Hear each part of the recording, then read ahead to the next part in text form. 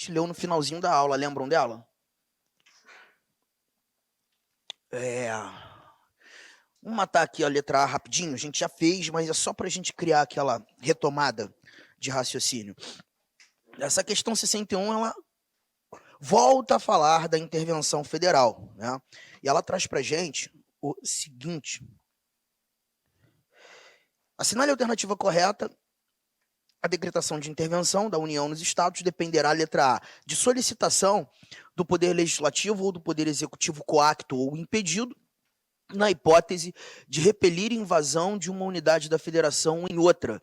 E aí a gente percebeu que essa letra A ela está incorreta, né? Por quê? Porque ela está misturando duas coisas. Ela mistura duas coisas. Ela traz, num primeiro momento, aquela intervenção por solicitação, que foi a segunda espécie que nós vimos ontem. Lembram, gente? Quem solicita, poderes que solicitam a intervenção? Legislativo e o executivo. O judiciário é o que requisita. O poder legislativo vai solicitar, o poder executivo vai solicitar, e essa solicitação ela vai depender única e exclusivamente disso aqui, ó, do poder executivo ou do poder legislativo se sentir coagido em fazer algo que não deveria fazer ou impedido de fazer algo que precisava fazer. A solicitação acontece nesse momento. A segunda parte, que traz para a gente, na hipótese de repelir invasão de uma unidade da federação em outra, nós falamos no início do bate-papo, artigo 34. Vamos lá para o artigo 34 novamente. Pega aí a tua Constituição, artigo 34, só para a gente poder fazer um confere nos dispositivos constitucionais e voltar para o quadro para fazer as nossas anotações. Bárbara leu para a gente ontem esse artigo 34 várias vezes, vários momentos, vários links que nós fizemos. Ela começou assim, ó: a União não intervirá nos estados nem no Distrito Federal, exceto para, inciso 1º, para manter a integridade nacional. A gente viu que é a intervenção espontânea. Contei aquela situação dos estados do Sul. O inciso 2º está ali, ó, no quadro, aquela parte final. Repelir invasão estrangeira ou de uma unidade da federação em outra. Também estamos tratando de intervenção espontânea. O terceiro inciso foi o que mais nos tomou tempo, Alex, porque nós falamos do Rio de Janeiro, falamos de Roraima, daquelas duas intervenções que aconteceram em 2018, quando ela mostrou para a gente, por termo, a um grave comprometimento da ordem pública. Primeiro, segundo, terceiro, depois eu parti para o inciso 5º, que nos mostrou quando a União, melhor, quando o Estado não paga a União. Lembra do prazo, gente? 2 anos sem nenhum tipo de justificativa. E quando o Estado não repassa aquilo que deve ser repassado aos municípios. E aí nós temos a intervenção espontânea sendo esgotada, esses 4 incisos. Primeiro, segundo, terceiro e o 5º. No inciso 4º, a gente viu para a garantia do livre exercício dos poderes, legislativo solicitando, executivo solicitando, judiciário requisitando, livre exercício dos poderes. Fomos para o 6º. No inciso 6º, falamos daquela desobediência de decisão judicial, desobediência do cumprimento de ordem judicial. Me ajuda, gente, lembra aí. 3 tribunais podem fazer a requisição. Lembram deles? STF, STJ e o TSE. TST não está lá e o STM não está lá. Apenas esses 3 tribunais. E aí a gente começa nossa aula. Anotem, gente. Falando mais uma vez de intervenção por requisição, intervenção por requisição. E aqui a gente traz leitura do 34, inciso 6º, mas também falaremos do 34, inciso 7º. Bárbara, eu vou contar com a tua ajuda mais uma vez. Hoje a Carol também está aqui para dividir contigo a atribuição de ser a oradora. Quem pode aí? Artigo 34 diz o quê? A União não intervirá nos estados, nem no Distrito Federal, exceto para, inciso 6º. 2 dessas 3 coisas que você nos mostrou já foram resolvidas. Lembram, gente? Esse 34, inciso 6º, fala de lei federal, de ordem judicial e de decisão judicial. A gente já falou de decisão judicial, a gente já falou de ordem judicial. Nós fechamos a aula de ontem falando dessas 2 coisas. O que eu quero que você anote aqui, ó, desse inciso 6º agora, é nada mais que o prover execução de lei federal. Alguém me pergunta: Arthur, não entendi. Não estou entendendo o motivo da intervenção. Por que que a União estará intervindo num estado? Por que que a União estará intervindo no Distrito Federal com essa anotação? Aqui, Carol, é simplesmente você imaginar o estado do Mato Grosso não cumprindo regras estabelecidas numa lei federal. Uma lei federal determina regras para que sejam cumpridas pelos estados e o estado simplesmente deixa de cumprir essas regras. A partir do momento que um estado ou o Distrito Federal não provê a execução de lei federal, não exerce aquilo que a lei federal determina ser exercido, é motivo de intervenção. Claro, gente? Conta mais, inciso 7º. Inciso 7º nos conta o quê? Assegurar a observância dos seguintes princípios constitucionais. E aqui eu já vou querer que vocês anotem, ó, ferimento aos princípios sensíveis constitucionais. Ferimento aos princípios sensíveis constitucionais. Deixa eu só perguntar um negócio para a turma. Quem é que está vendo esse assunto pela primeira vez? Bastante gente, né? A gente está falando de intervenção, um assunto importante pra caramba para a segurança pública. Quando rolar ferimento aos princípios sensíveis constitucionais, a gente tem motivo de intervenção. Agora, inevitavelmente, Renê, a gente tem que saber quais são os princípios sensíveis. Princípios sensíveis apresentados no nosso artigo 34, inciso 7º.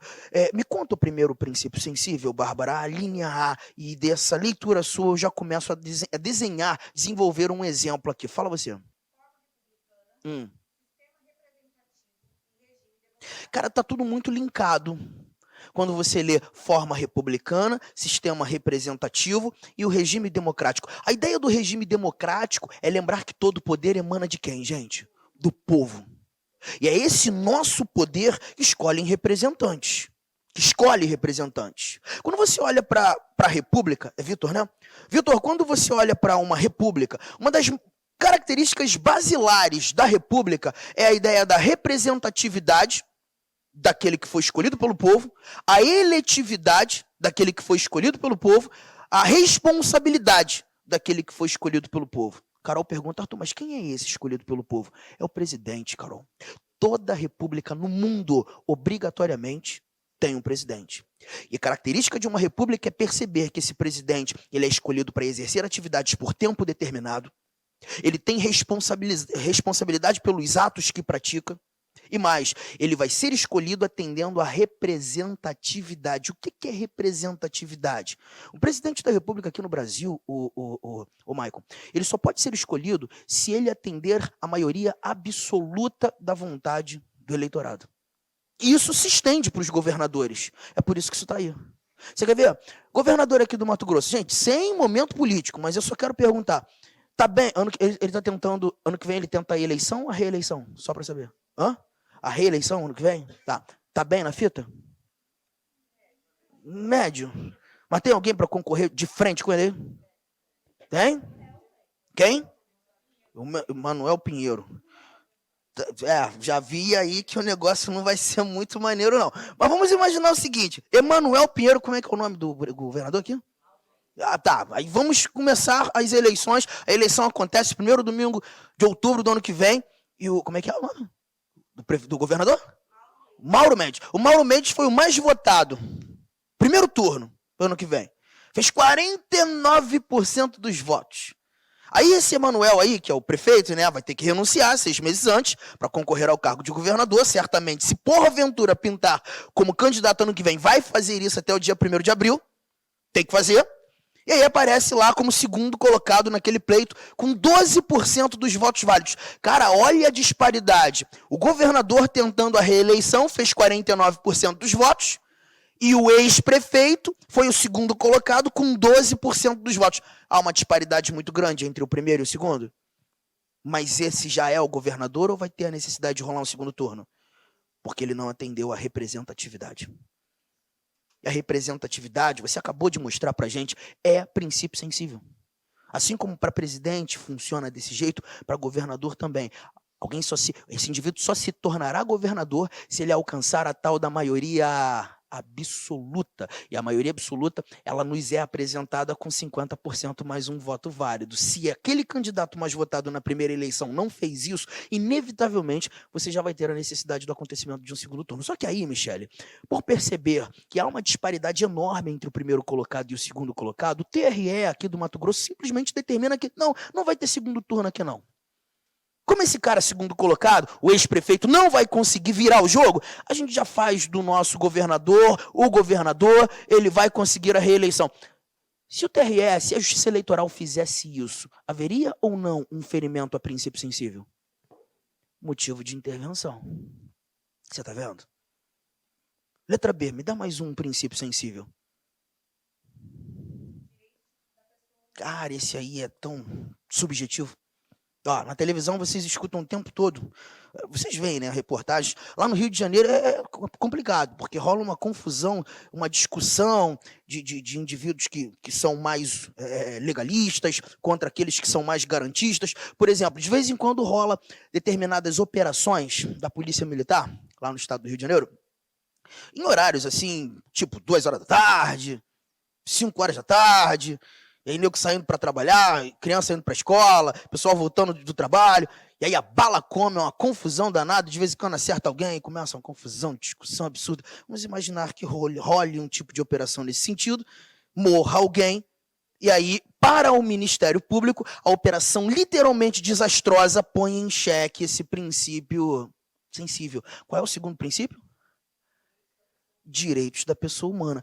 Melhor dizendo, dignidade da pessoa humana. O Estado poderia ser responsabilizado nesse sentido e o Ministério Público poderia, inclusive, levar ao conhecimento do Judiciário, e a gente vai perceber que o Judiciário está aqui, que essa atuação da Polícia Militar feriu o princípio sensível, feriu os direitos da pessoa humana. Mas isso é muito subjetivo, Vitor. Mas pode acontecer. Me traz um terceiro princípio aí, Bárbara. Cara, autonomia municipal. Lembram na nossa aula de organização do Estado que eu te disse que os municípios antes de 1988 não tinham autonomia política? Eram meras repartições administrativas dos estados. Conquistaram essa autonomia, passaram a ser unidades da federação em 1988, sob a égide dessa nossa Constituição, Letícia. E aí o Constituinte entendeu que para garantir realmente respeito às atribuições dadas agora aos municípios, elevou a autonomia municipal como princípio sensível. Ainda que um Estado entenda que aquilo que vai ser exercido pelo município não é tão relevante, tem que ser respeitado. Se porventura não respeitado, violação a princípio sensível. Mais um, Bárbara, letra D.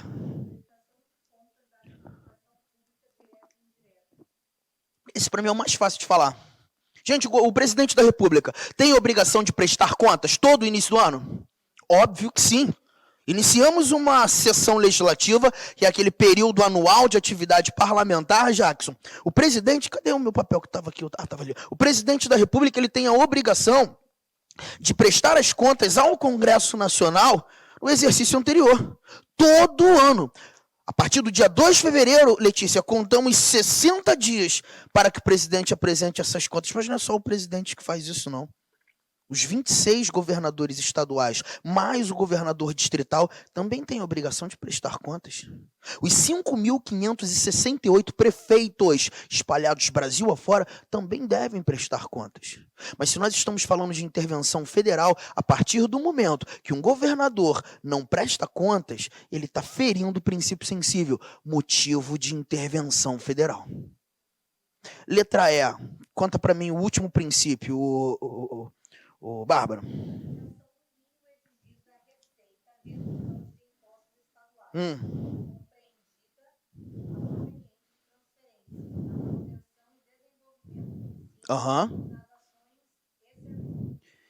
Ensino e saúde. Educação e saúde. Educação e saúde. Você sabe que o Estado tem várias frentes. O Estado atua, Vitor, em várias frentes. Na previdência, na cultura, na saúde, na educação, na segurança pública. Várias frentes. Mas 2 frentes, a atuação do Estado se mostraram como princípios sensíveis. O Estado não pode deixar de aplicar mínimos estabelecidos no âmbito da legislação tributária, tanto na educação quanto na saúde. Existem mínimos percentuais que devem ser cumpridos pelo Estado. E a partir do momento que esse Estado, Daniel, não cumpre esses mínimos percentuais na educação e na saúde, está ferindo o princípio sensível. Motivo de intervenção. Claro ou não, gente? E eu queria muito que você lembrasse de um detalhe importante.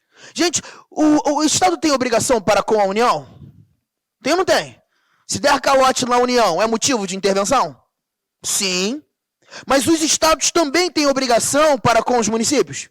Fazer aquele tal de repasse. Assim como apresenta obrigação para cima, União, apresenta obrigação para baixo, município, tem ou não tem obrigação para conosco? E dois ambientes para conosco se mostram princípios sensíveis. No âmbito da educação e da... Cara, isso vem em muitas questões. Essa brincadeira eu quero colocar no teu caderno da seguinte forma. Anota isso aqui, ó. Quando tratando de finanças públicas, receitas tributárias, finanças públicas, receita ou receitas tributárias. E aí você vai lembrar que Estado tem obrigação para cima, e quando eu digo ter obrigação para cima, estou lembrando de quem, gente? De qual unidade da federação? União. Mas os estados também têm obrigação para baixo? E quando nós olhamos o para baixo, nós lembramos daqueles repasses para quem, gente? Mas também tem obrigação para conosco. Cara, para gravar isso aqui, eu faço esse esquema, Michele. Lembro do para cima, que o Estado tem que cumprir, lembro do para baixo, que o Estado tem que cumprir, e lembro do para frente, para conosco, e o Estado tem que cumprir. Me ajuda, para cima lembro de União, e anoto assim, ó, não pagamento à União. Para baixo lembro de município, e anoto não repasse aos municípios. Claro até aqui, gente? O para frente, eu lembro da gente. E coloco a não aplicação na saúde e na educação. Só que agora eu preciso que você olhe para cá. Só para lembrar daquilo que falamos ontem e complementar minha tabela. Estamos falando de finanças públicas dos estados, as receitas tributárias estaduais. E aí a gente tem que lembrar de um detalhe. Quando o Estado não paga a União, que espécie é essa de intervenção? Lembra? Espontânea, solicitação ou requisição? Falamos no início da aula. Espontânea. Lembra? Quando o Estado não paga a União, o presidente da República tem motivos suficientes para intervir. Está anotado aí no teu caderno. Intervenção espontânea. Me ajuda, gente. Temos ou não temos a necessidade do crivo do controle político do Congresso Nacional? Sim, porque a intervenção é espontânea. Lembra mais. Quando a União não cumpre o para cima, mas também quando não cumpre o para baixo, quando não repassa aos municípios, temos mais uma vez uma intervenção espontânea.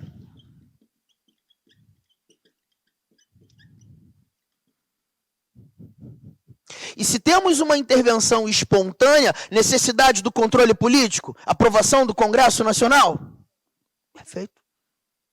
Só que essa montagem aqui, Vitor, aparece no quadro justamente a partir do momento em que a gente viu e o Estado precisa respeitar os princípios sensíveis. Por exemplo, dentre os princípios sensíveis, o Estado tem a obrigação de aplicar um mínimo percentual na saúde, um mínimo percentual na educação. Em não aplicando esses mínimos percentuais, está ferindo o princípio sensível?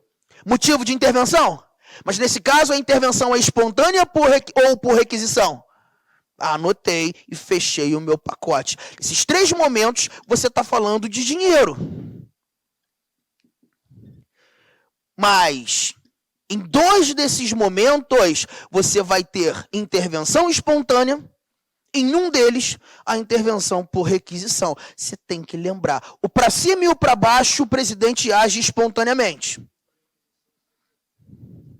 Nesse caso vai ser o STF. Lembre-se que quando é descumprimento de decisão judicial ou desobediência de ordem judicial, existem outros 2 tribunais que também podem fazer, o STJ e o TSE. Mas nesse caso, vai ser o Supremo. Não. Lembre-se que o STJ também requisita. O TSE também requisita. Só que quando o STJ e o TSE requisitam, Jackson, são em situações específicas, quando decisões judiciais não foram cumpridas. Aqui já não é uma decisão judicial. Aqui é ferimento de princípio sensível. Nesse caso, é quando o Estado não aplicou o mínimo necessário, o mínimo exigido por lei na saúde e na educação.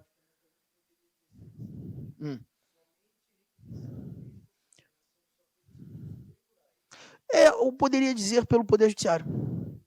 Só o Judiciário é requisito.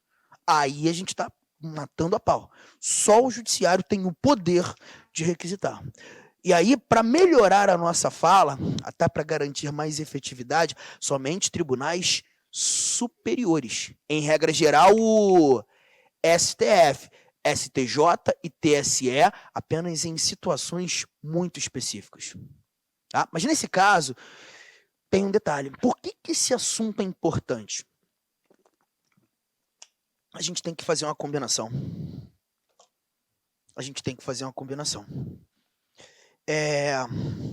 Bárbara, vamos combinar essas 2 informações aqui, ó, motivos de intervenção? Essas 2 informações, motivo de intervenção, com o artigo 34, 36. Artigo 36, por gentileza, inciso 3º. Não é simples, só que eu preciso de atenção. Conta. Dependerá do quê?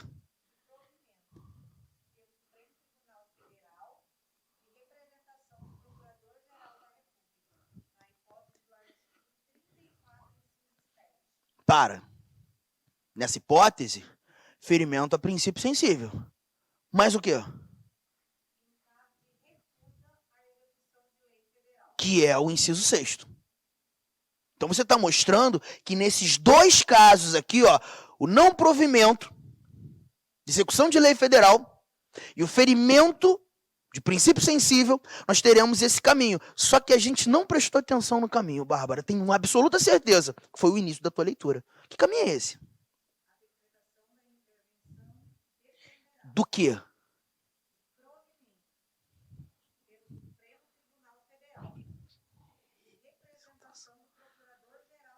Olha o que você acabou de contar para a turma. Quem dá o start na brincadeira é o PGR. O PGR dá esse start e bate na porta do Supremo Tribunal Federal. De acordo com a sua leitura, Bárbara, o PGR está fazendo uma representação ao Supremo Tribunal Federal. Fazendo essa representação ao Supremo, a pretensão do PGR é convencer o Supremo que o Estado não proveu execução de lei federal e o Estado agiu e feriu o princípio sensível. Convencendo o Supremo dará provimento à intervenção. O que eu quero que você perceba é que essa representação ao Supremo nos conduz ao controle de constitucionalidade, uma tal de ação direta de inconstitucionalidade interventiva. Primeira vez no nosso curso que a gente fala de ADI. Eu vou falar de ADI hoje, vou falar de controle hoje. Se tu veio com dor de cabeça, toma logo um remédio, porque é um assunto pesado, mas não tem como fugir. PGR vai ajuizar uma ação direta de inconstitucionalidade interventiva. Gente, usa lógica, pessoal. Se o nome dessa ação direta de inconstitucionalidade tem como complemento interventiva, qual é a pretensão do PGR? A intervenção. Concordam comigo, gente? E como fundamento dessa ADI, o PGR vai provar ao Supremo que o Estado não está cumprindo regras de lei federal, de novo, ou que o Estado agiu e feriu o princípio sensível. Fazendo esse convencimento ao Supremo, o Supremo julgará procedente O Supremo julgará procedente e dará provimento à intervenção. Nesse momento, Jackson, o presidente da República vai ser obrigado a decretar a intervenção. Mas você percebeu o caminho? Todo esse caminho. O PGR que provoca, começa a brincadeira, levando a tal da ADI interventiva ao Supremo. O Supremo vai julgar essa ação, entendendo realmente que houve um trabalho negligente, equivocado do Estado, determina a intervenção federal. Foi claro ou não, gente? Lê de novo, Bárbara, para a gente esse inciso terceiro, só para a gente poder ver esse desenho aqui. Diz para mim.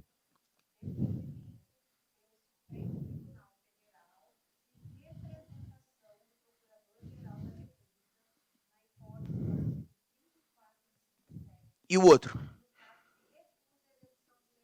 Então a gente tem esse caminho. Beleza? Anota tudo. Gente, qualquer dúvida, para agora e faça a pergunta. Não deixe passar. Se não ficou claro, se não entendeu, para a aula. Não me deixe avançar se ainda tem dúvida aqui. Beleza.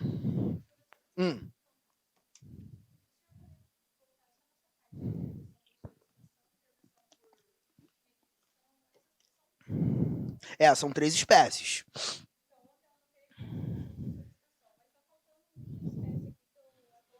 Espontânea, deve ser a primeira. Não sei se tu chegou depois. Então tu vai ter que pegar depois. Vocês têm acesso a essa aula, né? Então depois pega. Porque a primeira parte foi justamente a intervenção espontânea, que é quando o presidente da República age espontaneamente. Não precisou de pedido de ninguém, ou de ordem de ninguém. Tu já chegou a partir do momento em que o presidente foi contactado. Em alguns casos, rolou um pedido ao presidente. Presidente, por favor, faz a intervenção. Que aí é a solicitação. Em outros momentos, presidente, faça a intervenção. Que aí é a ideia da requisição. Aqui a gente já está falando de requisição. Beleza? Tranquilo? Gente, deixa eu aproveitar um momento e falar mais um pouco sobre esse controle de constitucionalidade, porque senão fica muito solto. E eu acho que a gente precisa tratar logo disso. Matei essa parte. Posso apagar aqui? Vamos falar um pouquinho de controle. Vamos tentar fazer essa nossa aula de controle ser mais leve do que as aulas de controle habituais que a gente vê por aí. Controle de constitucionalidade, quem vai ver pela primeira vez hoje? Alguns. Então vamos embora. Sem medo, a gente começa a falar do controle de constitucionalidade. E eu já vou te dizer um negócio que é literalmente razoável. O controle de constitucionalidade, gente, ele só existe naqueles países, nos ordenamentos jurídicos, onde você tem uma Constituição que goza de supremacia constitucional, que é o caso do ordenamento jurídico brasileiro. A Constituição Federal, a lei maior, acima dos vários outros atos normativos existentes. São vários outros atos normativos existentes que entendemos serem as chamadas normas infraconstitucionais. E todas essas normas infraconstitucionais devem obediência à Constituição. Quando, porventura, nasce uma lei, Carol, que ofende os princípios, os preceitos, as características elementares da Constituição, essa lei vai encarar controle de constitucionalidade. Essa lei deve encarar controle de constitucionalidade. E se, porventura, literalmente ofensiva à nossa Constituição, ela deve ser retirada do ordenamento jurídico. Engraçado que quando a gente começa a falar de controle de constitucionalidade, naturalmente, Maicon, vem à cabeça o Poder Judiciário. Mais que o Judiciário, vem à cabeça o Supremo Tribunal Federal. Porque a gente costuma ouvir o tempo inteiro, e não está errado, quem é o grande guardião da Constituição? É o STF. Então, quando da análise de uma lei que se mostra contrária à Constituição Federal, o Supremo está lá para fazer esse controle, sim. Mas, Carol, eu não posso acreditar ou achar que o controle de constitucionalidade ele é feito só pelo Judiciário ou só pelo Supremo Tribunal Federal. É aí que as bancas derrubam candidatos pra caramba. Porque o controle de constitucionalidade ele vai acontecer em todos os poderes, por todos os poderes. Por exemplo, quando esse projeto de lei começa a ser discutido lá na Câmara dos Deputados, esse projeto de lei vai passar por controle de constitucionalidade na Câmara. Alguém falou aí de CCJ, quem falou? Comissão de Constituição e Justiça. Na Câmara dos Deputados, você tem uma comissão de deputados federais, escolhidos a dedo, para fazerem um exame da constitucionalidade dos projetos. Só que naquele momento, Michele, ainda estamos examinando um projeto de lei. Ainda não é uma lei.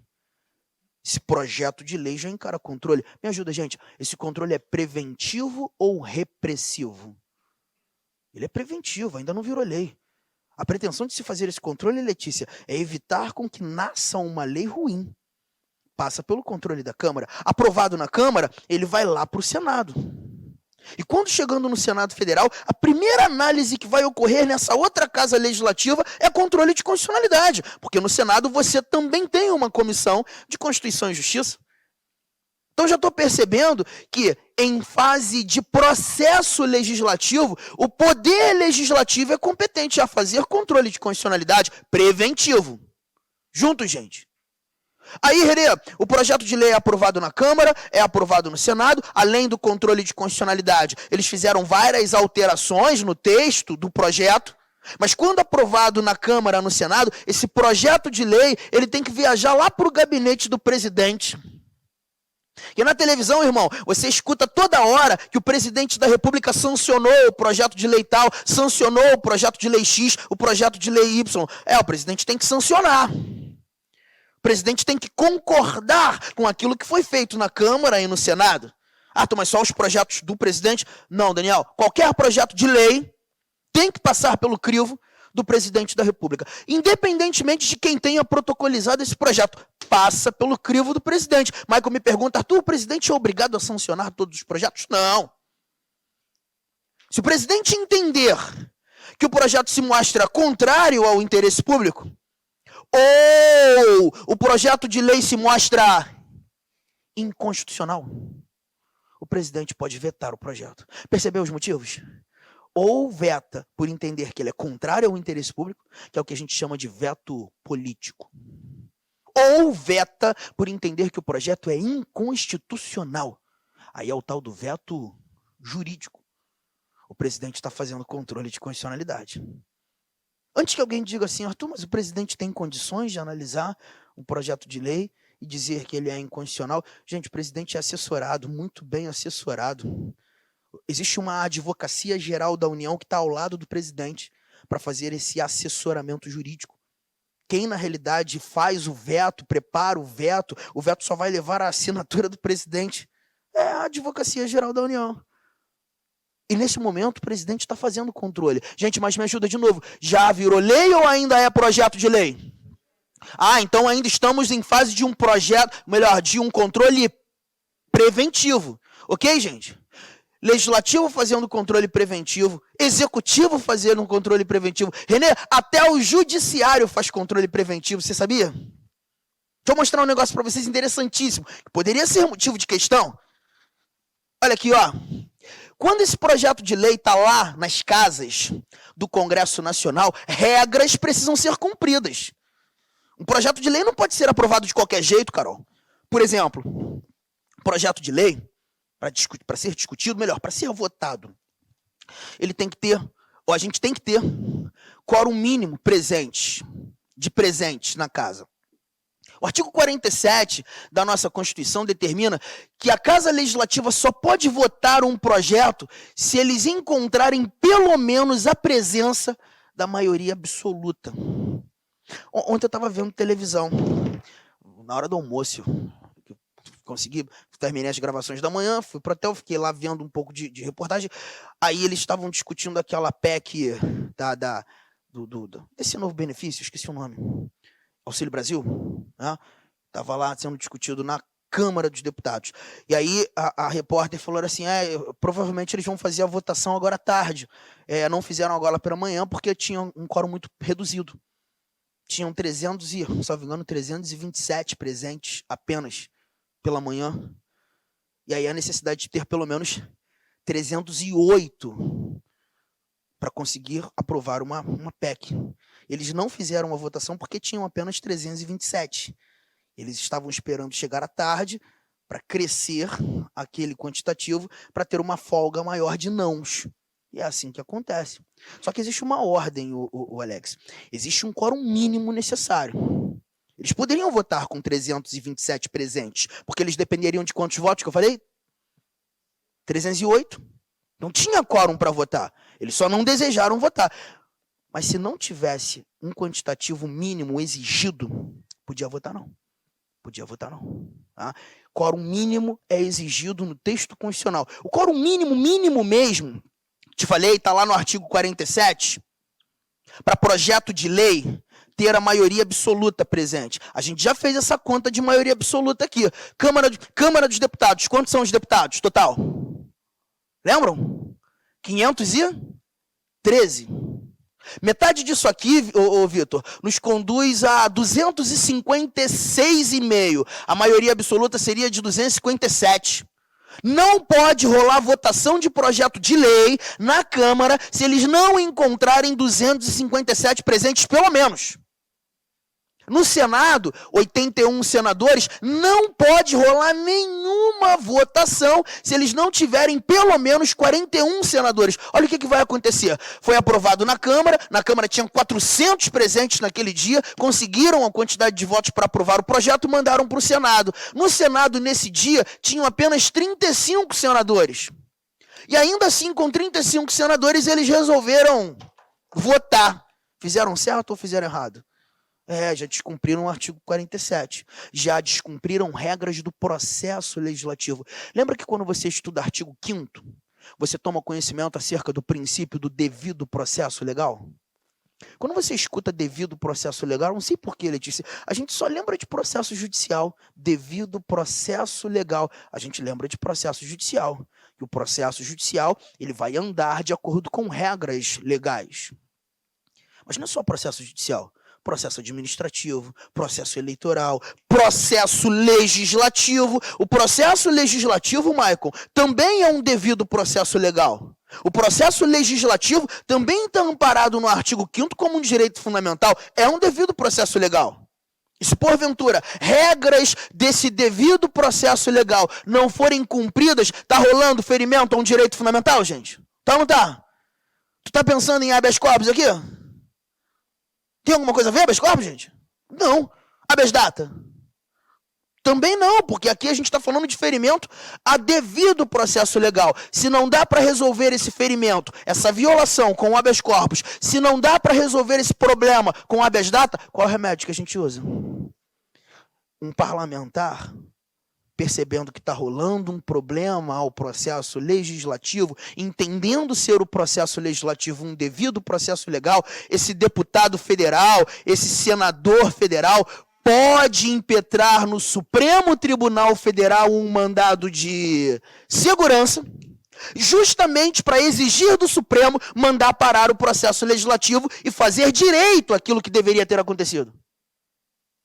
Nesse momento, gente, me ajuda. Quem está fazendo o controle de constitucionalidade? Legislativo, executivo ou judiciário? Mas a gente já tem lei ou ainda é projeto de lei? Então você está me dizendo que esse controle que o judiciário está fazendo é preventivo ou repressivo? Anota a observação. Bora começar.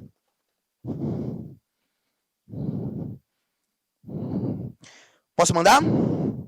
Anota assim, ó. O controle preventivo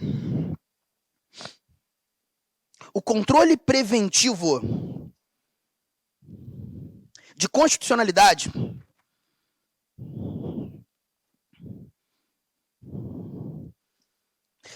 será exercido pelos três poderes. O controle preventivo de constitucionalidade será exercido pelos três poderes. Ponto. Será exercido pelos três poderes, ponto. Coloca ao lado. Por exemplo, 2 pontos. Por exemplo, 2 pontos. pelo poder legislativo, vírgula, pelo poder legislativo, vírgula, quando da análise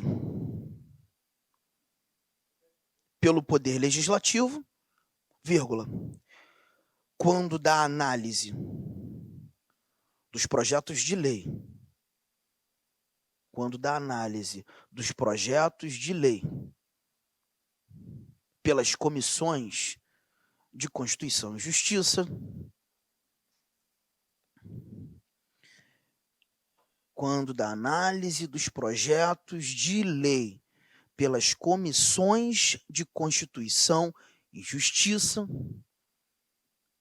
ponto e vírgula, para a linha abaixo.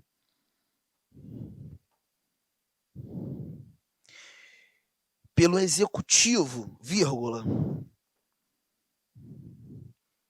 pelo Executivo, vírgula, quando do veto presidencial, quando do veto presidencial,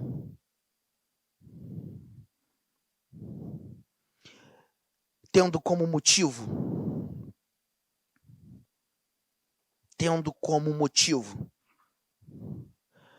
a inconstitucionalidade do projeto, tendo como motivo a inconstitucionalidade do projeto, tendo como motivo a inconstitucionalidade do projeto, ponto e vírgula,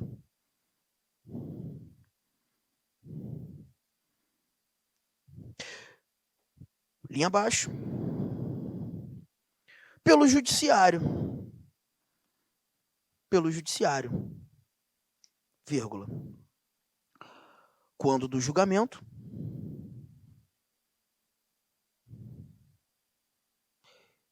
de mandado de segurança, pelo Supremo Tribunal Federal, julgamento de mandado de segurança, pelo Supremo Tribunal Federal,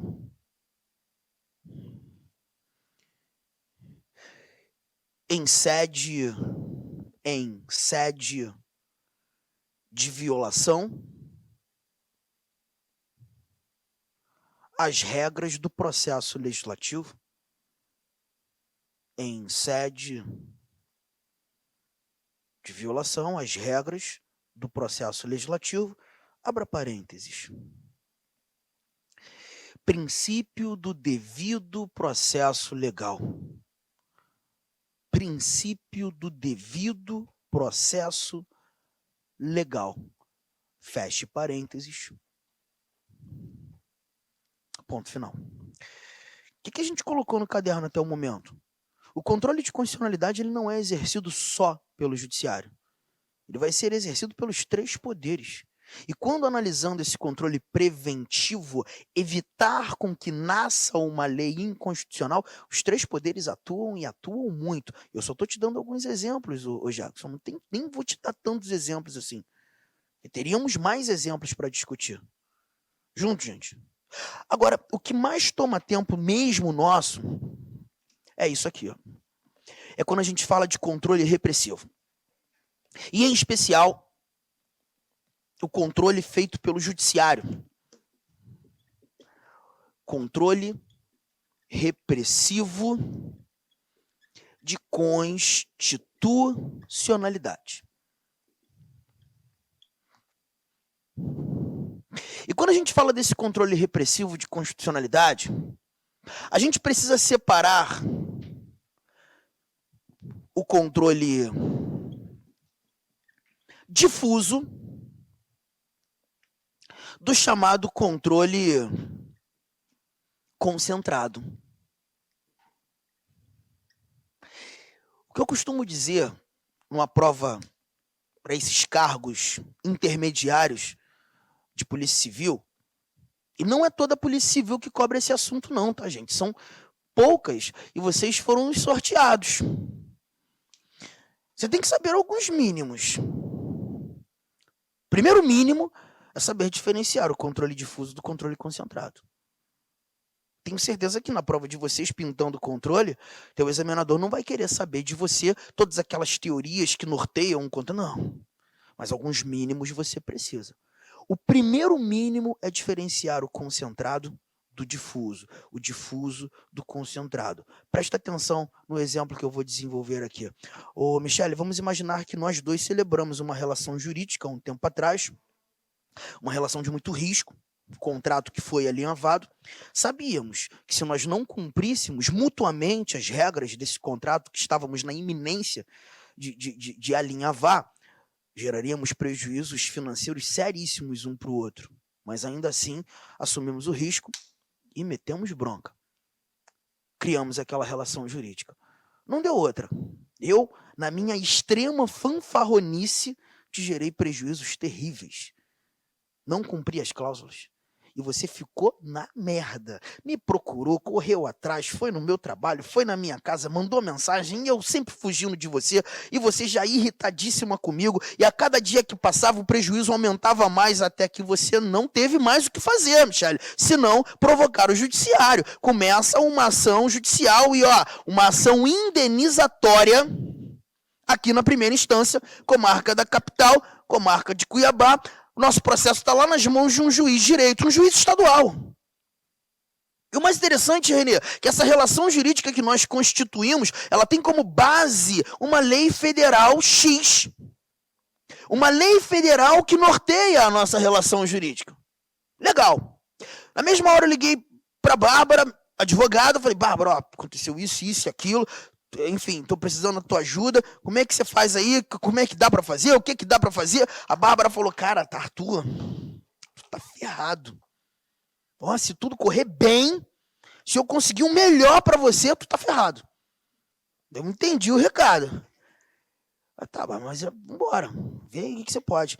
Cara, eu não imaginei que a Bárbara mergulharia com tanto afinco nessa representação judicial, porque uma semana depois, a Bárbara se isolou, me liga e fala, Arthur, eu acho que eu consegui aqui uma tese boa para tua defesa.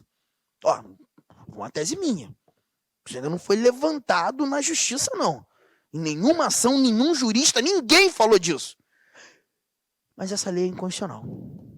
Falei, o quê, Bárbara? Não, essa lei aqui, a lei federal X, a lei que regula a relação jurídica de vocês, a lei é inconstitucional. Eu fiz aqui vários links de vários princípios constitucionais e concatenei orientações e não sei o quê. E, cara, essa lei é inconstitucional. Essa lei é inconstitucional. Eu vou provar isso para o juiz de direito. Porque se eu provar para o juiz que essa lei é inconstitucional, me ajuda, gente. A lei nasceu inconstitucional ou ela se tornou inconstitucional do nada? Ela nasceu errada. Só que ninguém percebeu lá atrás. Quem está percebendo agora? A Bárbara. Aí eu fiz só uma pergunta para ela, Daniel. Essa pergunta foi crucial para a continuidade da aula, inclusive. Perguntei, Bárbara, mas a gente está na primeira instância. Um juízo monocrático. Um juiz estadual. Comarca aqui da... Nem vou botar comarca da capital. Vou botar uma comarca do interior. Castanheira. Agora eu já quero saber onde fica Castanheira, porque deve ser longe. Comarca de Castanheira, não sei nem se é comarca, provavelmente nem é, né? Deve ter uma comarca aí do lado que suporta Castanheira, mas esse juiz está lá, em Castanheira. Pergunta, gente, esse juiz de direito, monocraticamente, esse juiz estadual, em primeira instância, pode declarar essa lei federal como inconstitucional? Pode ou não pode, gente? Pode sim. Pode sim. Só que tem um detalhe que eu quero que você guarde. E é justamente isso que vai facilitar a nossa vida nesse assunto que nego acha ser absurdo, difícil. E não é, cara, é maneiro demais. Ô, Michele, quando você me processou, tu queria fazer controle de constitucionalidade? Não. Passava pela tua cabeça que tinha algo inconstitucional? Michele, a única coisa que você queria quando você me processou era a tua indenização. Queria, na realidade, me meter a porrada, né? Mas tu não vai fazer isso. Só queria ter dinheiro, pelo menos, sair com tua indenização, sumir, resolver teus problemas financeiros e nunca mais olhar pra minha cara. Era o que você queria. Nem passava pela tua cabeça que o controle iria acontecer. Ô, Bárbara, quando eu te liguei e pedi pra você me defender, eu te pedi pra fazer controle de constitucionalidade? Mas ele aconteceu, gente? Gente, o que eu quero que você entenda é o seguinte: o controle de constitucionalidade era o objeto, origem da ação, o motivo do nascimento da ação, mas esse controle aconteceu no meio do caminho. Sempre quando o controle de constitucionalidade acontece assim, Renê, no meio do caminho, não era o motivo, origem da ação, o objeto principal da ação, irmão. Quando o controle acontece do nada, no meio do caminho, esse controle deve ser chamado de difuso. E o controle difuso, ele pode acontecer nas mãos de qualquer juiz e qualquer tribunal. E mais, em qualquer processo. É por isso, Vitor, que em algumas questões de controle, você vai tomar conhecimento que o controle difuso, ele tem caráter incidental. Ele acontece dentro de um caso concreto. Gente, quem gosta de fazer questão, quem já fez questão de controle, sabe que isso aqui está presente em várias delas. O caráter incidental. Um controle que acontece dentro de um caso concreto. Que caso concreto, Arthur? O caso da Michelle e eu aqui. Nessa relação jurídica. Aconteceu dentro desse caso concreto. Incidentalmente. A ação não começou para isso. Juntos ou não, gente? Gente, me ajuda. O casal está se matando, são bens envolvidos na separação litigiosa. A ação judicial começa aqui na primeira instância, numa vara de família, para aquela separação. Controle de constitucionalidade pode acontecer no meio do caminho? A ação começou por controle? Mas se o controle acontecer, ele vai ser difuso. O cara cometeu um crime, ele está encarando uma ação penal, o Ministério Público ofereceu denúncia, promoveu a ação penal, o cara é réu. A ação começa para apurar um crime, mas o controle de constitucionalidade pode acontecer no meio do caminho? E se acontecer no meio do caminho, o controle não era o motivo da ação, mas o controle vai ser difuso. E isso pode acontecer em qualquer instância, na primeira, na segunda, no Tribunal Superior, até no Supremo. De novo, sempre quando na ação judicial o controle acontecer no meio do caminho, Letícia, esse controle vai ter caráter incidental. E ele deve ser entendido como difuso. Só que tem mais um detalhe, Maico. Quando a Carol aqui, ó, que é a nossa juíza de direito, for convencida pela Bárbara, minha advogada, que essa lei federal é inconstitucional, que essa lei que sustenta, que dá alicerce, amparo legal, a relação jurídica Michelle e Arthur é inconstitucional, Carol, essa tua decisão vai ser para todo mundo aqui dessa sala ou apenas para as partes desse processo? Para todo mundo não. Essa decisão é só para gente, Michelle. Porque quando a gente olha para o controle difuso, anote a última seta. O efeito dessa decisão é interpartes. Apenas para as partes desse processo. Carol, você, juíza, está tornando essa lei inconstitucional só para esse caso concreto aqui. Ó. Você só está declarando essa lei inconstitucional para nós dois. Para o resto da turma aqui, ó, a lei continua válida. Constitucional. O controle difuso gera efeito interparte. Foi claro, gente?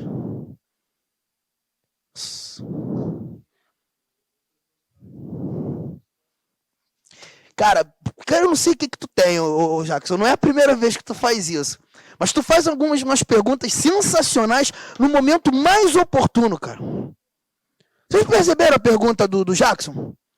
Ele pergunta assim para mim, Arthur, e se outras duas pessoas vivem ou estiverem vivendo o mesmo problema que vocês e encararem um problema parecido? E vou te dizer, não só duas pessoas não, Jackson. Vou pegar o gancho da tua pergunta, que foi ótima. A lei é o quê, gente? Ela só tem aplicabilidade em Cuiabá, em Castanheira ou em todo o território nacional? Jackson, eu ouso dizer que não existe apenas nós dois vivendo esse problema no Brasil. São 200 milhões de habitantes nesse país. O que deve ter de relação jurídica igual a nossa, Michelle? Ih, não está no gibi. Não está no gibi.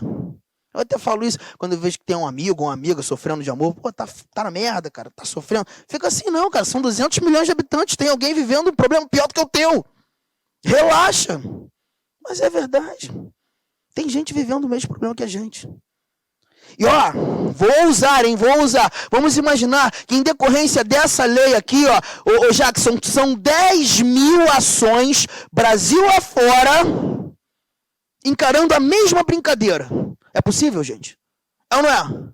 Só que aí perceba, são 10 mil processos fazendo acontecer controle. São vários juízes envolvidos, juiz de São Paulo, juiz do Rio, juiz de Minas, juiz do Mato Grosso do Sul, juiz de Goiás, juiz do Pará, juiz de tudo quanto é lugar. Todo juiz pensa igual? Não. Hã? Eles decidem conforme a convicção de cada um deles. E aí começa o problema, irmão. Sabe por quê? Porque certamente vai ter juiz entendendo que essa lei é... Hã? Mas vai ter muito juiz entendendo que essa lei é... Concordam comigo, gente? Para alguns, certamente vão entender. Não, essa lei realmente ofende a Constituição. Ó, para esse caso concreto aqui, que eu estou julgando, eu vou declarar essa lei como inconstitucional. Para outros juízes, não tem nada de inconstitucional não. Tá doido? A lei é perfeita. E vão fazer. E é por isso que você vai ver uma crescente. Que quando pinta um processo, aí um outro advogado vai usar a tese dela. Pum. Mas pode ser que não convença o juiz do processo dele. Aí um outro já usa aqui. E aí vai usando. Bum, bum, daqui a pouco são 10 mil processos. E mais. Todos eles acontecendo controle o quê, gente? E se é controle difuso, esses juízes, esses tribunais estão decidindo, gerando efeito apenas para as partes. Aí tu tem um problema. Porque essa lei não pode ser constitucional para muitos e inconstitucional para outros muitos. A lei tem que ser uma coisa só para todo mundo. Concordam comigo? Não. Aí, nesse primeiro momento, é onde surge... Vou trazer uma instituição importantíssima. Abre o artigo 127 aí pra gente, Bárbara. Gente, olha só. O que eu vou fazer em sala de aula hoje com vocês, até às 10h15... é te dar um norte incrível para o estudo do controle de constitucionalidade. E tem coisa que tem que ser complementada em casa. Mas esse início de conversa, entender a lógica do controle, é o que a gente precisa muitas vezes para tirar esse ranço da cabeça e achar que controle de constitucionalidade é a matéria mais difícil do mundo. Não é. 127, Bárbara.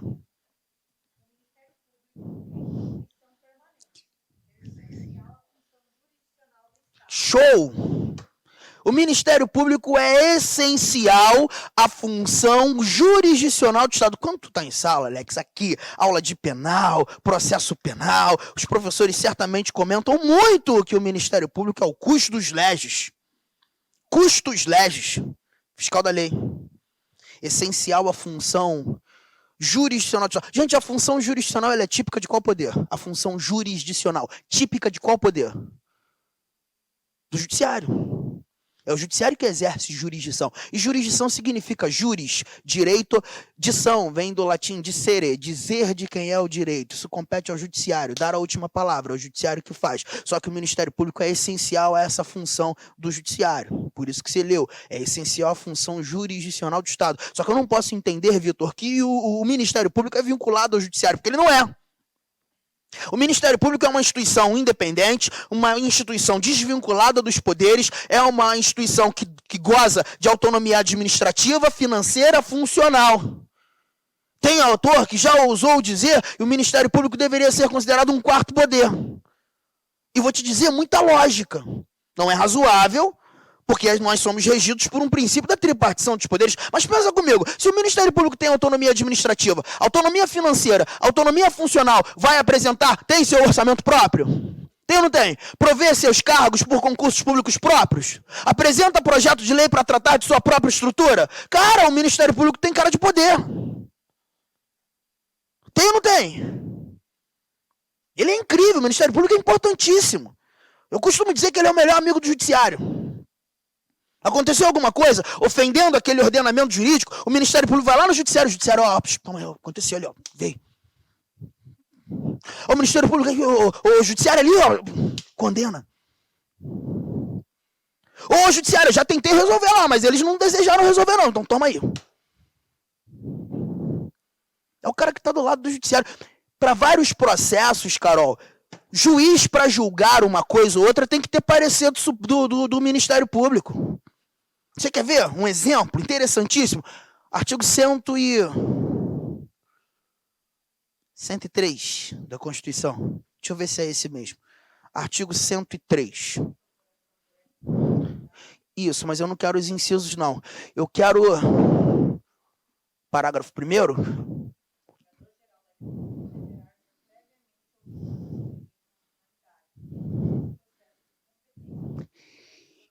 Em todos os processos de competência do Supremo, o PGR tem que ser ouvido. Que isso, Arthur? Qualquer processo que esteja no Supremo, os ministros estão lá debatendo, o pau comendo, Gilmar Mendes de um lado falando do Barroso, Barroso aqui falando dele, uma confusão generalizada. O PGR está lá do lado do Fux, já viram? Aquela sala do Supremo. O Fux está sentado aqui no meio, aí do lado do Fux está o PGR aqui, ó.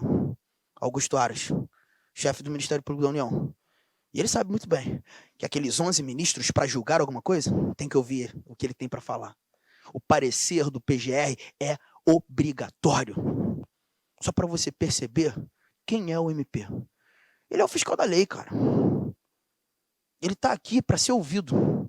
E ele tem que estar de olho nisso. Bom, gente, tem uma lei federal que está gerando um problema danado no ordenamento jurídico. Tá ou não tá, gente? O MP vai olhar para essa lei e falar assim, peraí, deixa eu ver essa lei. Que lei é essa, cara? Aí é o PGR que faz isso. O PGR vai pegar a lei e vai estudar a lei. Não, vou estudar essa lei aqui. A lei está gerando um monte de problema, os processos estão se multiplicando. Eu vou parar para estudar a lei. Me ajuda, gente, o PGR está vivendo o problema? Não. O PGR não está vivendo o problema que eu e a Michelle estamos. O PGR não está vivendo o caso... Ele está analisando agora a constitucionalidade da lei em abstrato. Concordam comigo? Parou, sentou e estudou a lei. E nessa análise em abstrato, que o PGR vai fazer, ele só tem duas conclusões. Duas conclusões. Ou analisando a lei, o PGR conclui que a lei é... Ou ele conclui que a lei é...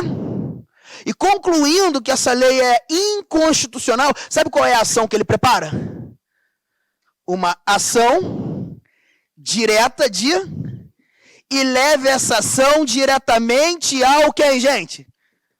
Ô, STF, deixa eu te falar, pô, tem uma lei aí sinistra, cara, lei federal X aí, tá gerando um monte de problema aí, vários juízes batendo cabeça, alguns dizem que a lei é constitucional dentro de casos concretos, outros dizem que a lei é inconstitucional. Aí eu, pô, sou o fiscal da lei, né? Sou o PGR, sou o Ministério Público, eu tenho que analisar a lei, parei para estudar a lei. E o Supremo, deixa eu te falar, eu analisei a lei, fiz um estudo aprofundado, e para mim a lei realmente é inconstitucional.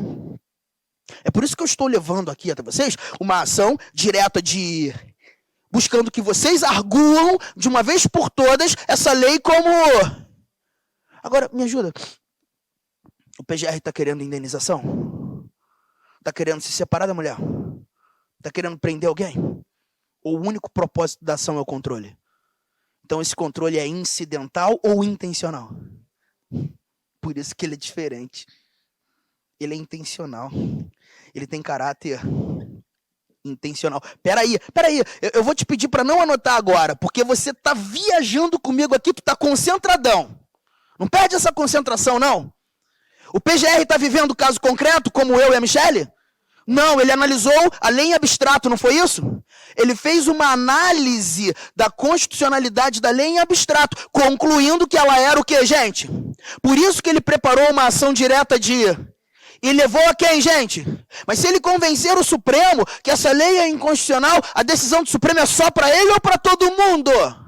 Ah, porque agora o controle já não é mais. Agora o controle passou a ser? Ah, então eu vou chamar esse efeito de... Olha a palavrinha que tu já viu em questão. Erga omnes. Que porra é essa, Arthur? Já li, mas não sabia o que era. Ah, para todos. E aí eu concluo, Jackson... que em regra geral, o controle concentrado, ele acaba decorrendo de controles difusos. Primeiro bomba o difuso, até que alguém faz o concentrado para resolver essas várias ações. Juntos ou não, gente? Até porque, pensa, a Carol chega para tu tá estudando, vai fazer concurso? Aí eu vou sair da iniciativa privada, parar de advogar, parar com essas minhas coisas. Vou fazer qual concurso que você quer? Aí eu vou fazer um cargo novo aí, que agora surgiu, Carol. É o analista avaliador de constitucionalidade de lei. Aí tu, caraca, esse cara faz o quê? Fica lendo lei todo dia, para ver se ela é constitucional. Gente, isso não existe. A apuração das leis inconstitucionais é no dia a dia, é no cotidiano, é como a Bárbara fez. Só que em determinados momentos, isso vai tornando, ou vai criando, vai aumentando uma bola de neve gigante até que alguém faça o... Ah, então é sempre assim, Arthur? O concentrado sempre vai ser decorrente do difuso? Não, nem sempre. Isso é uma lógica. Agora, tu quer ver um outro exemplo? Pera aí, vou deixar você anotar. Presidente, Bolsonaro, pode apresentar projeto de lei? Pode ou não pode? Apresentou. Aí, rapaziada do Congresso, projetinho aí, ó. Cria a lei pra mim. A Câmara pode alterar o projeto do Bolsonaro? Aí manda pro Senado, né? O Senado pode mexer mais? Aí tem que ter a confirmação da Câmara. A Câmara foi lá, concorda, pum. Aí o projeto aprovado nas duas casas, volta pra mão de quem? Aí o Bolsonaro pega o projeto. Caralho, escrevi isso aqui não, mano. Pô, nada a ver. Mudaram tudo. Pode acontecer? Pode ficar tão esquisita a parada que ele fala, meu irmão, esse projeto tá inconstitucional. Sanciona ou veto? Veto. Congresso, pelo amor de Deus, né? Porra, horrível isso aqui. Vetei. Fundamentos do veto, inconstitucionalidade veio. Te pergunto, o Congresso é obrigado a aceitar o veto? O Congresso pode derrubar o veto do presidente. Basta votarem e atingirem a maioria absoluta de deputados e senadores. Derrubam o veto. E aí, se eles derrubarem o veto, Renê, eles vão virar presidente e presidente. A gente até deu uma olhada aqui, pensou, mas não. Teu veto tem nada a ver. Ah, derrubamos o veto. Promulga aí. Faz o projeto nascer. O presidente vai ser obrigado a promulgar e publicar. Aí meu parceiro lá atrás pergunta assim, mas aí vai nascer uma lei inconstitucional? Fazer o quê? A etapa do presidente desvetar passou, eles derrubaram o veto. Mas tem que fazer nascer? Vai fazer nascer. Ah, mas e fica por isso mesmo? Não, olha aqui, ó, o presidente é malandro. Ele promulga, ele publica. No dia seguinte à publicação, ele já está com uma ação... Aonde? Supremo, ó, uma DIzinha aqui para vocês. Deixa eu te perguntar, deixa eu só te contar o que aconteceu, Supremo. Eu preparei esse projeto de lei aqui, aí eu mandei para os deputados e senadores, eles alteraram pra caramba o meu projeto, aí tornaram um projeto inconstitucional. Aí eu até vetei, mostrei para eles que era inconstitucional, e passaram por cima do meu veto, Supremo, disseram que eu estava errado. E aí eu tive que fazer o trabalho, né? Promulguei e publiquei. Agora eu estou dando trabalho para vocês aqui. A lei inconstitucional veio. O presidente nem dá tempo da lei produzir efeito. Só que ele teve que respeitar. Faz nascer. Depois discute no judiciário. Controle concentrado. Direto. Nem teve difuso. Fui claro, gente? Agora, peraí. Lembra quando o PGR estava aqui sentado no gabinete dele? Analisando a lei? Analisando a constitucionalidade da lei em abstrato? Lembram disso? Ele poderia ter tido outra conclusão. Lendo a lei... Rapaz, essa lei aqui não é inconstitucional, não. Que é isso? Não sei de onde esses juízes, então, estão entendendo a lei como inconstitucional. Eu não concordo. Para mim, a lei é perfeita. Para mim, a lei não ofende a Constituição. Se a lei, para mim, PGR, não ofende a Constituição, se ela não é inconstitucional, eu vou preparar uma ação declaratória de constitucionalidade e levar essa ação declaratória de constitucionalidade a quem, gente? Ao Supremo, e vou convencer o Supremo que a lei é... Então você está percebendo que usar a ADI ou a ADC vai depender da conclusão do legitimado, depois da análise da lei em abstrato. Se para ele a lei é inconstitucional, daí. Se para ele a lei é constitucional, a ADC. É isso. Tem algumas coisas. Calma. Deixa o pessoal terminar de anotar. Já anotaram? Então anote. Calma que tem alguns detalhes sim, Bárbara. Concordo com você. Mas tá simples e vai continuar. Basta a gente construir esse raciocínio assim, com cautela. Só quero que isso aqui esteja no caderno de vocês. E aí, assim que você terminar de anotar, você já vai abrir o artigo 102 aí da Constituição. Vamos lá nas competências do STF. É essa aí que vai ter que surgir.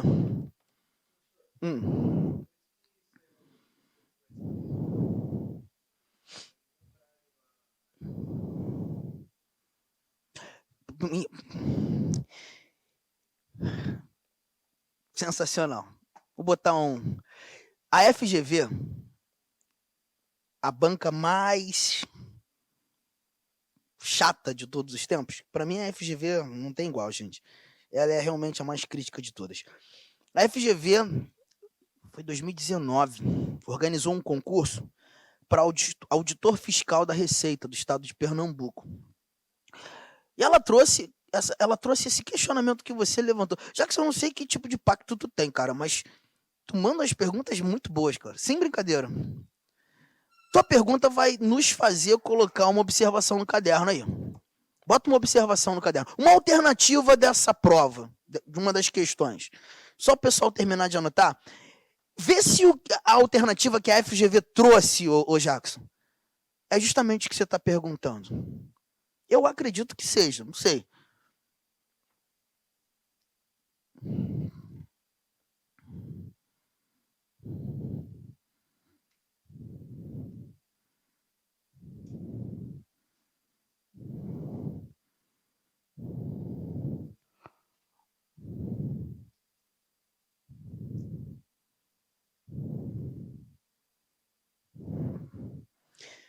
Coloca assim, ó. Pode botar assim, alternativa de questão.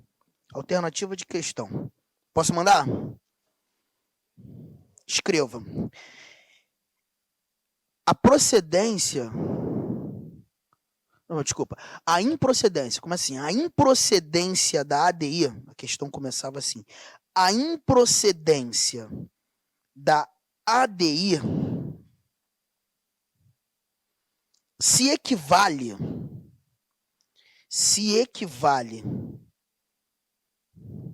à procedência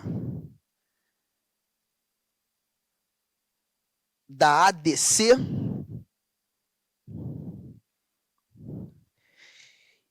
e vice-versa. A alternativa era essa, Jackson.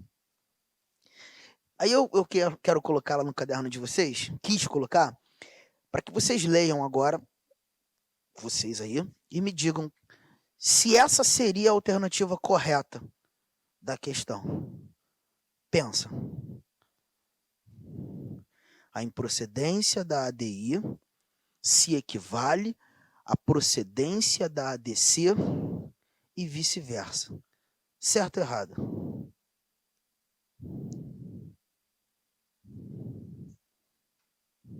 O que você acha? Não? Olha para o quadro. Olha para o quadro. Olha para o quadro. Jackson, você é o Procurador-Geral da República. Você, analisando a lei, entendeu ajuizar uma ação direta de inconstitucionalidade. Gente, me ajuda. Se o Jackson está ajuizando a DI, qual foi a conclusão dele? Que a lei é o quê? Perfeito, então vem. Se o Supremo Tribunal Federal julgar improcedente o pleito do Jackson, o Supremo está concordando ou discordando dele? Então o Supremo está dizendo que a lei é... Mas se o Supremo julgar procedente, concorda com ele, não é isso, gente? Então diz que a lei é... Ótimo. Agora muda. E se o Jackson tivesse ajuizado uma ADC, o que ele buscaria, ou o que ele estaria buscando do Supremo? Que o Supremo ratificasse a... O Supremo julgando improcedente, estaria concordando ou discordando? Entendendo que a lei é... Mas julgando procedente, concorda? Alguém pode ler para mim a alternativa?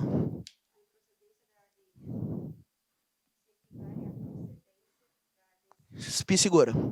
A improcedência da ADI se equivale à procedência da ADC e o quê? Certo ou errado? Tá certo, pô. Tá certo. Esse era o gabarito da questão. Tudo vai depender da conclusão do legitimado e o seu poder de convencimento ao Supremo. A resposta do Supremo, resposta positiva, confirma a pretensão do legitimado. A resposta negativa do Supremo discorda daquilo que o legitimado pretendeu. Tá percebendo? É isso. Certíssimo.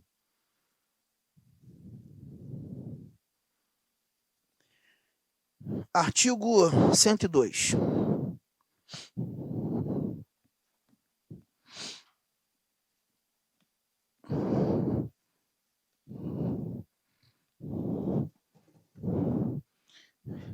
Só para vocês terem ideia, eu estou fazendo as gravações aqui em estúdio, né, de alguns tópicos. E aí o Luiz me pediu para que gravasse controle de constitucionalidade. Amanhã eu começo a 7ª hora de controle. 7ª hora de controle. O assunto é bem denso. Não. Vamos. Tá no 102 aí, ô Bárbara? Lê aí para mim, Carol, por gentileza.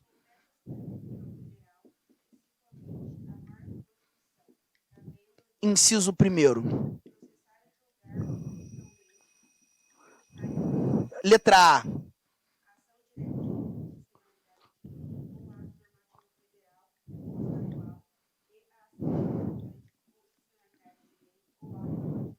Olha o que você acabou de mostrar para a turma. Que compete ao Supremo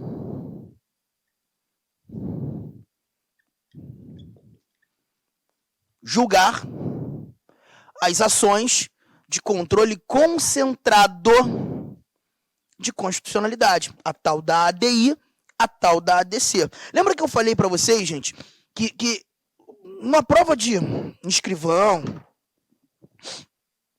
investigador, agente de polícia civil, quando pinta controle, cara, a gente tem que saber o básico do controle. O básico. Para o campo de um concurso, quando partindo para um concurso jurídico, aí o básico vai se mostrar insuficiente. Mas o básico é saber diferenciar o difuso do concentrado. A gente já viu. O difuso é sempre incidental. Sempre acontece no meio do caminho. O concentrado é aquele que já vai ser conduzido diretamente ao órgão que tem o poder de guardar a lei maior. O controle concentrado são ações que já buscam fazer efetivamente, genuinamente, unicamente o controle. Carol leu pra gente. A ação direta de inconstitucionalidade de lei ou ato normativo. Arthur, ato normativo. Ato normativo são aqueles atos com força de lei. Por exemplo, medida provisória, Carol, não é lei, mas tem força de lei.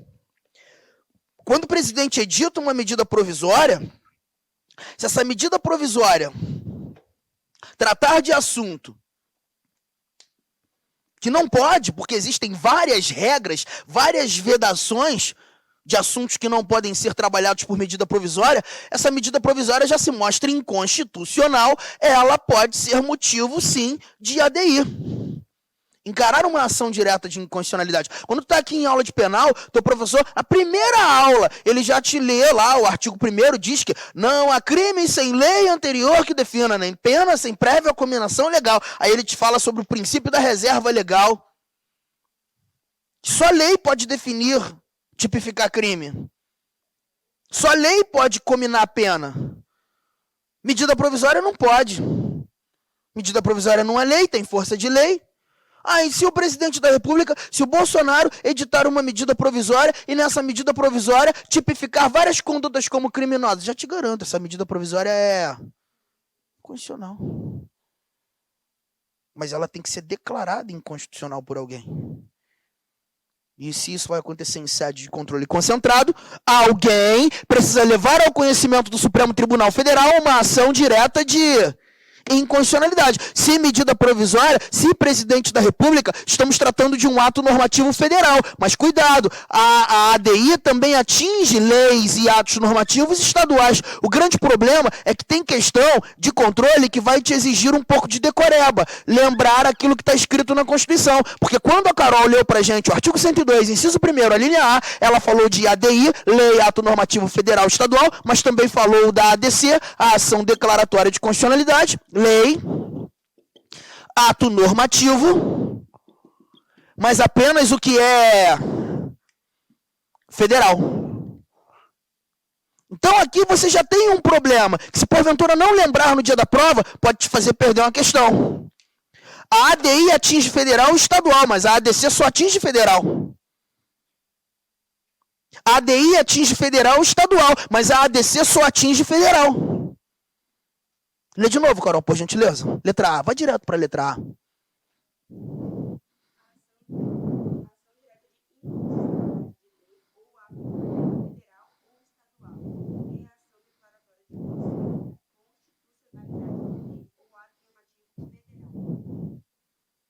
Botou o federal, melhor, botou o estadual, onde não há, te atrapalhou. Tô com medo disso, hein, cara. Tô com medo disso numa questão que me apresente uma situação hipotética. Se a questão me apresentar uma situação hipotética, como me posturar, Arthur? Da seguinte forma, presta atenção, olha só para cá. Jackson é o Procurador-Geral da República e vamos acompanhar a semana de trabalho do Jackson. Jackson vai ter que fazer a análise em abstrato de várias leis, vários atos normativos que Brasil afora vem gerando prejuízos ao ordenamento jurídico. Primeiro exame do Jackson vai ser essa lei federal aqui, ó. A tal da Lei Federal X. Jackson, a Lei Federal X ela é de 2010, você analisou essa lei em abstrato e entendeu que essa lei ofende a Constituição, ofende muito a Constituição. Me ajuda, gente. Qual vai ser a pretensão do Jackson? Se porventura uma lei que ofende a Constituição, mantê-la no ordenamento jurídico ou retirá-la do ordenamento jurídico? Se retirar a ADI ou ADC? Perfeito. Vai parecer até trabalho de quinta série que a gente vai fazer aqui, mas eu não quero saber, a gente vai fazer até o fim.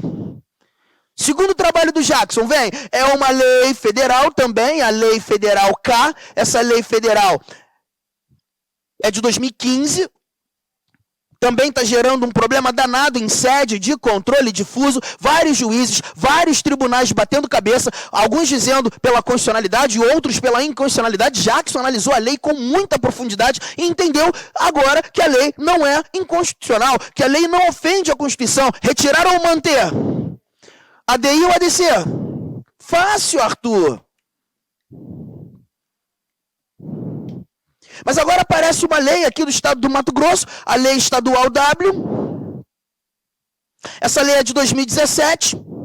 A Assembleia Legislativa aqui do Mato Grosso criou essa lei a toque de caixa. E agora está gerando um problema danado aqui na Justiça Mato-Grossense. Vários são juízes de direito e vêm julgando casos concretos, entendendo que a lei é inconstitucional, outros entendendo pela constitucionalidade da lei. E agora o Jackson vai ter que analisar em abstrato essa lei. Analise e entende que a lei não ofende a Constituição. Para o Jackson a lei é perfeita, a lei não ofende, não carrega vício algum. Manter ou retirar? Manter ou retirar? Se não ofende, manter. ADI ou ADC? ADI ou ADC? Não dá para ser ADC. Porque a lei é... E a ADC não atinge lei estadual, a ADC não dá. Ah, então vai ser ADI. Não, a ADI tem a pretensão de retirar, não de manter. Ué, tu faz o quê? Não. Olha para cá. ADPF. A famosa... arguição de descumprimento de preceito fundamental, ADPF. Lembra quando a nossa conversa era remédio constitucional? Lembra quando te disse, quando não é possível usar o habeas corpus, não se mostra possível usar o habeas data? Qual é o remédio que a gente usa? Porque o mandado de segurança tem caráter... Qual foi a palavra?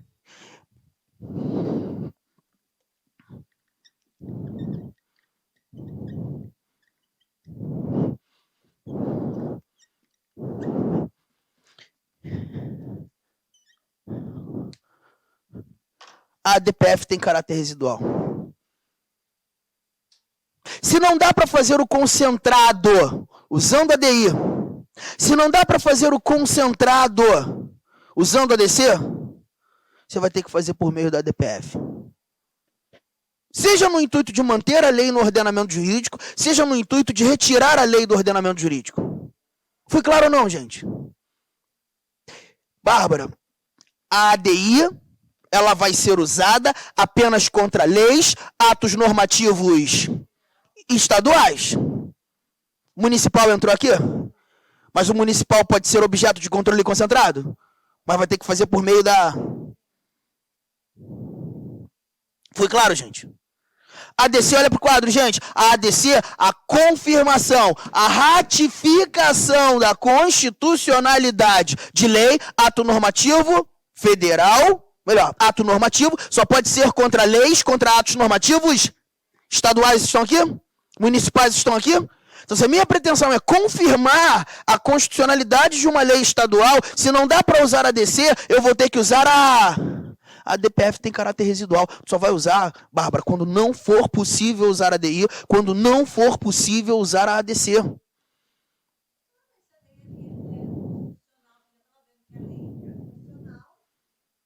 Mas eu tenho que levar isso ao conhecimento do Supremo por meio de um instrumento. Qual instrumento levar? Mas olha aqui, cuidado. Essa lei estadual, ela vem gerando problemas no estado do Mato Grosso. Em sede de controle difuso, tem juiz entendendo pela inconstitucionalidade. Ela está gerando problema. Só que agora você quer minorar, dirimir esse problema. Ele tem que levar isso ao conhecimento do Supremo de alguma forma, Bárbara. E como? Pode ser por meio de ADC? Um dos caras é o PGR. Mas não é só ele. Daqui a pouco eu vou te mostrar que esse time é muito maior. Mas no nosso exemplo está sendo o PGR. Aí é olhar para mim e me responder uma coisa. Olha aqui, só para a gente poder já fechar um intervalo. A ADC faz controle concentrado? A DI faz controle concentrado? Mas eu consigo fazer controle concentrado e resolver qualquer problema usando a ADI e a ADC? Vai ter coisa que essas ações não conseguem fazer, concordam comigo? Porque elas não têm uma amplitude total. E quando não for possível o controle concentrado na utilização da ADI, da ADC, eu vou ter que fazer no campo da subsidiariedade usando a DPF. A DPF tem esse caráter subsidiário. Eu só uso quando não for possível usar as duas primeiras. É por isso que eu vou ter que lembrar quais são as finalidades das duas primeiras ações.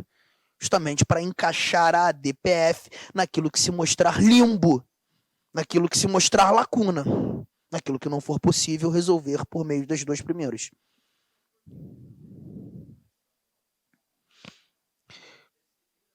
Assim foi colocado. Se a gente parar para analisar, a Constituição, a redação original da Constituição de 88 nem trazia ADC, só trazia ADI. A ADC surgiu em 2004, com a emenda constitucional 45. Tanto é que na leitura que você fez aí, ó, a letra A, ainda está nele? Provavelmente está escrito aí, lá no finalzinho, alguma remissão. A linha alterada pela emenda constitucional 45 de 2004. Tem remissões aí no teu? Não? Mas ali, ó, no Vadimeco do Vitor tem. Tá, redação dada, não é isso? Lê pra gente aí.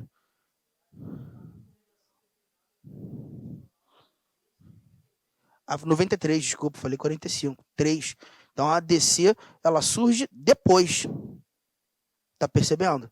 Porque antes era só ADI. Na realidade, a presunção de constitucionalidade está para todas as leis. Porque o que a gente presume?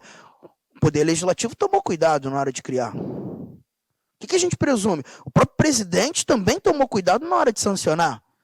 Mas ainda que tenham ou existam todos esses filtros podem ser furados. Aí aparece tudo aqui. Entendeu?